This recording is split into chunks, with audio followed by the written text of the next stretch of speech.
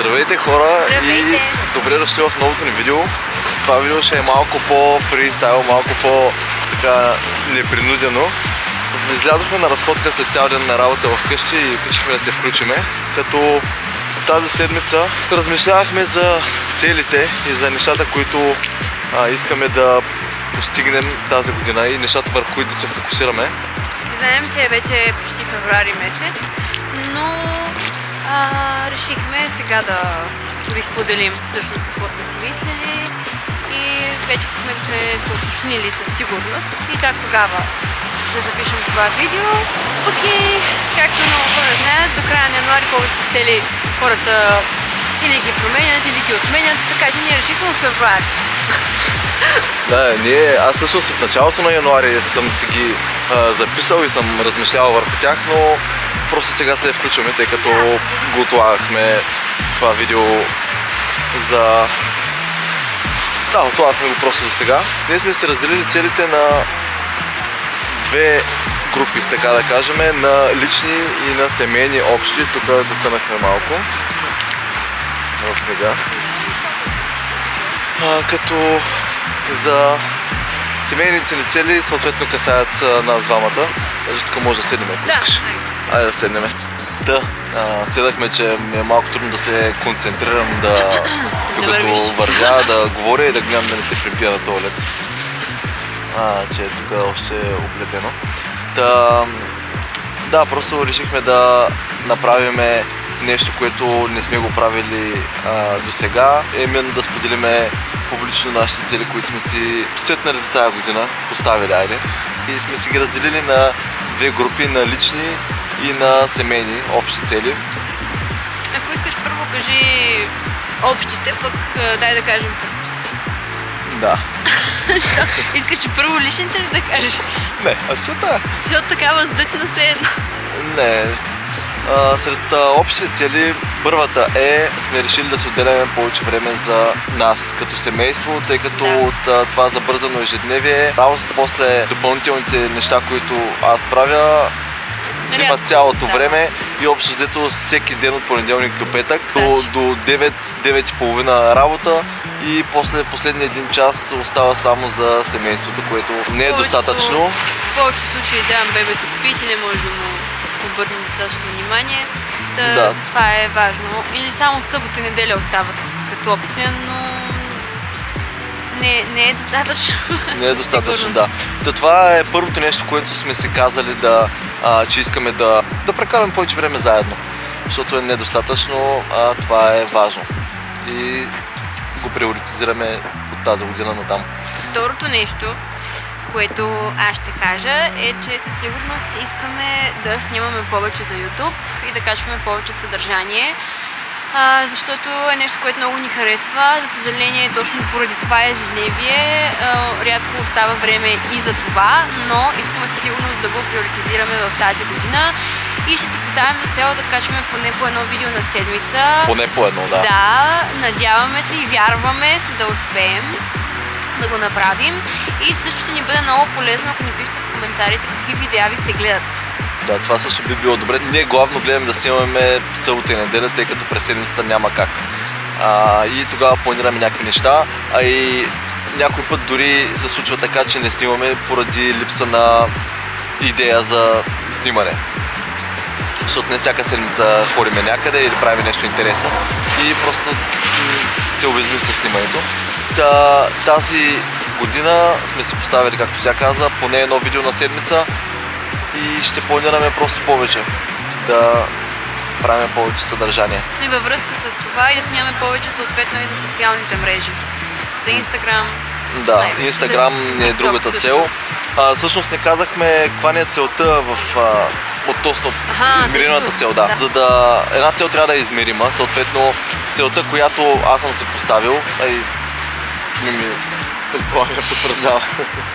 Да. Е 50 000 сабскрайбъра тази година, което най-вероятно на повечето от вас звучи вау, и то наистина е вау, но е наистина постижимо, тъй като аз съм го правил вече веднъж, имам бекграунд с YouTube преди този канал и имам един канал, който е 140 000 последователя Не с моето лице, разбира се, затова може би не знаете. Да, знам, че е възможно. За година и нещо ги направих тия 140. Другото нещо свързано с канала, което също искаме да го направим, е да се апгрейднем от към техника. Да. Тоест, ще си вземе по-добро озвучаване, микрофони, превод, осветление, когато снимаме такива статични видеа вкъщи, да, най-вече. Ще вземе осветление, тъй като светлината там е зле и да, смятам, че ще подобри качеството под една или друга форма на снимане. Освен това, ще инвестираме в нов лаптоп, който да е главно за тези... Който да е нов. Да, и да има памет, да работи гладко. И не само това, смисъл това остави, че е претъпкана с информация тия лаптопи, които имаме, но те като цяло са и вече устарели. Много стари, да. И много тегаво върви тая програма, на която обработваме. Всяка програма върви много тегаво. Мене ме касае конкретно тази. Да, но... ще вземем нов лаптоп. Не сме се спрели още на нищо конкретно, но да, ще видиме. Ще вземем нещо, което наистина да е пружинка. Всички програми да вървят добре. Друга от нашите общи семейни цели е да отделяме, да спестяваме поне 20-30% от нашите доходи, като подспестяваме, аз имам предвид не само да ги държим в банка, но и да ги инвестираме. Аз съм общо ми харесва да... Привърженик сама така на инвестирането, като главното нещо, в което инвестирам, е в ETF и в криптовалути. Понякога и в единични акции, но главното е в ETF. Искам да повишим обема на нашите спестявания и като цяло пари, които стоят зад нас, тъй като това ще ни даде допълнителна сигурност и увереност. Друга цел, наша, обща, която забравихме да кажем в общите цели, е, че искаме да посетим тази година 5 държави.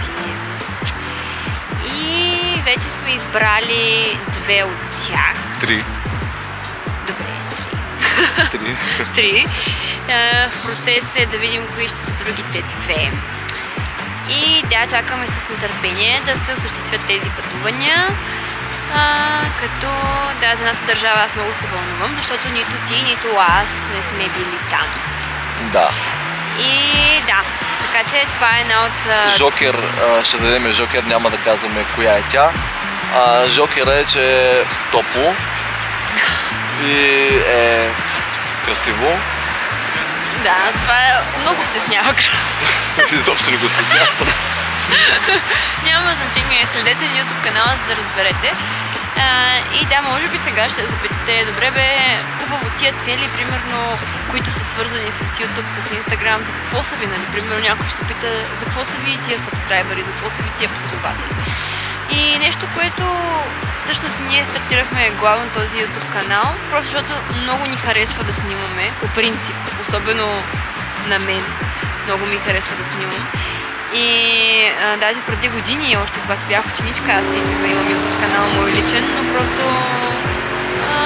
някакси не го усещах, че с тогава е времето.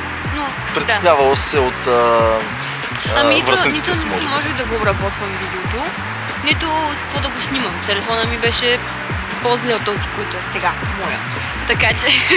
Така че нямах как, нали. Но да, винаги ме е влечало това нещо.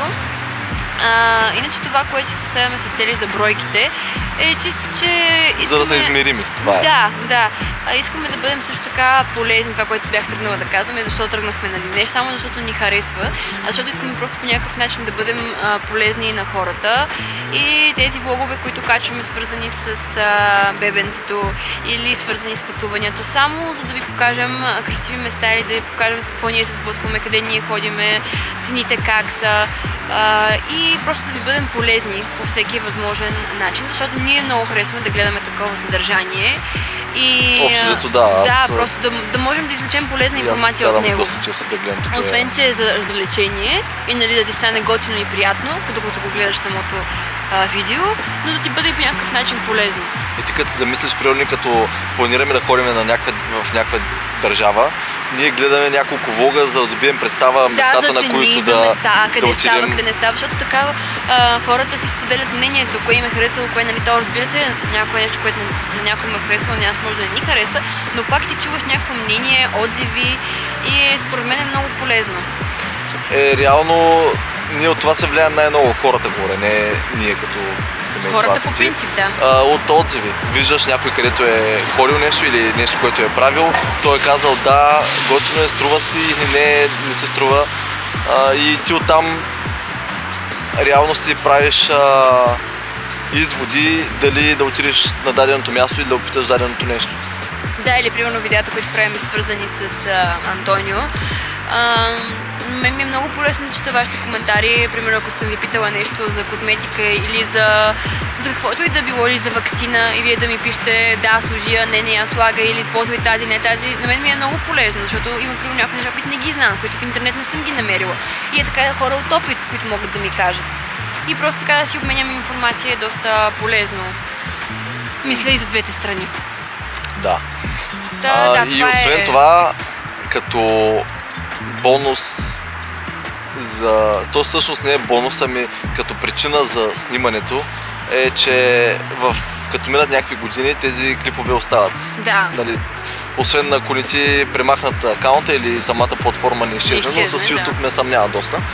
И остава като едва ли не един архив от видеа и преживени моменти. Може да се върнеш примерно след 5 години, като снимаш и да видиш къде си бил, къде си сега. какво си правил, дори как си изглеждал, как са били нещата и е готино, поне на мене ми харесва. Това е също друга голяма причина, поради която почнахме да снимаме. Да имаме някакъв архив от видеа, защото доста често губят. Това смисъл са много... Точно, къде ще сгубиш примерно 20-30 минути един клип с камера, къде ти е колкото един филм голям и ще ги държиш толкова много видеа. Някой може да пита, снимайте, ама не ги качвате, но точно това е, той е толкова голяма памет трябва да си ги архивираш просто и може да изчезне някъде, докато така е много по-лесно, като е в самата платформа. Така, аз съм си поставила две основни цели, да не се изхвърлям с 10 цели, които да са абсолютно непостижими и накрая на годината да ми е супер тъпо, че съм изпълнила само една или съм изпълнила нула. Затова исках да си поставя две цели, които наистина искам задължително да се случат тази година. Едната от тях е да завърша университета, аз съм последна година, уча в момента и искам да се дипломирам. Не само да завърша семестриално, но искам да се дипломирам, да си взема дипломата, да си взема държавният изпит. Това е основната ми главна първа цел. Втората ми е да взема шофьорски курс, за шофьорска книжка. Тъй като аз не съм шофьор, още откакто завърших на училище се замотах. И се го отлагам всяка година нещо се случва и това реших, че тази година е годината. Плюс това ми е супер необходимо сега с детето още повече. Да мога да мърдам насам-натам, ако нещо се наложи спешно някъде, да не разчитам нали, той да излиза от работа, за да идва. И да, просто е необходимо. Това ще се случи лятото, тъй като, както казах, сега искам да си взема всички изпити, всички предмети в университета. Така че завършали семестриално, тъй като изпита ми е септември, почвам лятото шофьорски курсове, септември взимам изпита за университета и така. Друга подцел, която искам, нали, то е може би с това, което вече казахме, но и в личния ми профил в Инстаграм да се развивам повече, да качвам повече съдържание. Поставила ли си нещо конкретно измеримо? За последователи ли? Да, защото това е най-измеримото. Примерно за часове гледаемост, ако изобщо има такава статистика сборувано през цялата година, не знам дали има, да кажем за последователи. Поне с 500 да ги вдигна. Това е много. Да видим. Аз всякът го изтрясках това с 50 хиляди. Да, аз мисля, че това е много. Не, аз имам такава увереност, защото съм го правил. Просто знам, че е въпрос на... Но и съвсем различно. Онзи тип съдържание с нашия тип съдържание. Кажи сега за твоите цели. Моята цел, една от целите ми е да продължа с същата активност, в случая аз ходя на фитнес главно, да ходя 4-5 пъти на седмица. Това ми е целта, като по-скоро това е цел, която е да се поддържа сегашния обем, който го имам, защото аз и тая година ходих толкова пъти. Друга моя цел е също в Instagram. Искам да стана наистина по-активен, да правя повече съдържание, тъй като там е тотално занемарено положението. Да, при него е много по-зле. Бяхме гледали, че бях качил последната снимка. Не говорим нали на колаборация. На колаборация аз качвам и просто го, да. Но... Кога беше последната? Може би лятото, което е 4-5 месеца. Това е скандално просто. Не, че е необходимо, нали? Просто имам желание да съм по-активен там. Друга цел, която съм си поставил лично за мен, е да инвестирам повече в себе си под формата на курсове, менторства, семинари, книги и всякакви такива неща, тъй като нали, то всеки го казва, но това е защото е така. Инвестицията в теб самия или в случая в мен е най-добрата и би дала най-добра възвръщаемост. Аз по принцип от няколко години инвестирам определени суми, определен процент от приходите ми в мен. Края на миналата година инвестирах в едно менторство, което е за Facebook Ads и като цяло за създаване на онлайн магазини и всякакви такива неща. И наистина смятам, че доста ме изгради, доста умения придобих. За много кратко време. За много кратко време, да, защото като има човек, който да ти даде насоки, това е доста пряк начин и бърз начин да се подобриш и да усвоиш дадено умение. Като имаш някой, който да ти даде обратна връзка, да, това е така или да, не е така. Това е друга главна цел, може би най-голямата цел, лична моя цел, която съм си поставил за тази година, да инвестирам в себе си. Абонирайте се за канала. Последвайте ни тук в Instagram. И моля ви, напишете ни в коментарите какво ви се гледа, какво ви е готино, интересно, полезно, най-вече да гледате, какво искате да видите от нас. И ще се видим в следващото видео. Да. Чао!